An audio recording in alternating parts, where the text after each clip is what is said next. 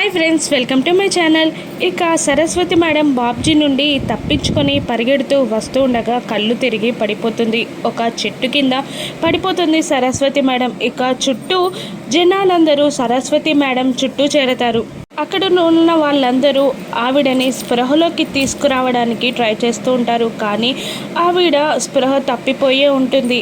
అదే టైంలో అమర్ అదే రోడ్లో జాగింగ్ చేస్తూ వస్తుంటాడు. మరోవైపు మను సరస్వతి మేడం బాబ్జీకి దొరికిందా లేదా అని టెన్షన్ పడుతూ ఉంటుంది. రామ్మూర్తి కూడా కూరగాయల కోసమని అటువైపుగా వస్తూ ఉండగా జనాలందరూ ఉండడం చూసి ఏంటమ్మా ఏమైంది అని అడుగుతూ ఉంటాడు.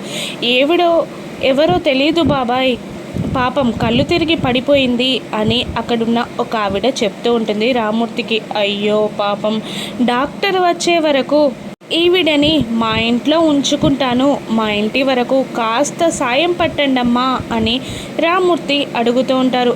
ఇక అప్పుడే అమర్ జాగింగ్ చేస్తూ వస్తూ ఉంటాడు. మరోవైపు మనోహరి బాబ్జీకి కాల్ చేస్తుంది. మేడం దొరికిందా, చంపేశావా అని అడుగుతుండగా లేదు మేడం, ఇంకా దొరకలేదు, కానీ తనని మీ వరకు చేరనివ్వను, నేనే చంపేస్తాను అని బాబ్జీ అంటుండగా మను నిన్ను దాటి వచ్చిందంటే నేనే తనని చంపేస్తాను అని మను అంటూ ఉంటుంది. అదే టైంలో రామ్మూర్తి మిగతా జనాలందరూ కలిసి సరస్వతి మేడంని ఇంట్లోకి తీసుకెళ్తూ ఉంటారు. మనోహరి ఫోన్ మాట్లాడుతూ తలని తిప్పి చూడబోతూ ఉంటుంది. ఇక మనోహరి సరస్వతి మేడంని ముందు చూస్తుందా, అమర్ జాగింగ్ పూర్తి చేసుకొని ఫస్ట్ ఇంటికి వస్తాడా, సరస్వతి మేడంని ఎవరు చూస్తారు? తను స్పృహలోకి వచ్చి ఆరోగుచ్చి రామ్మూర్తికి ఏదైనా నిజం చెప్తుందా? ఏం జరగనుంది?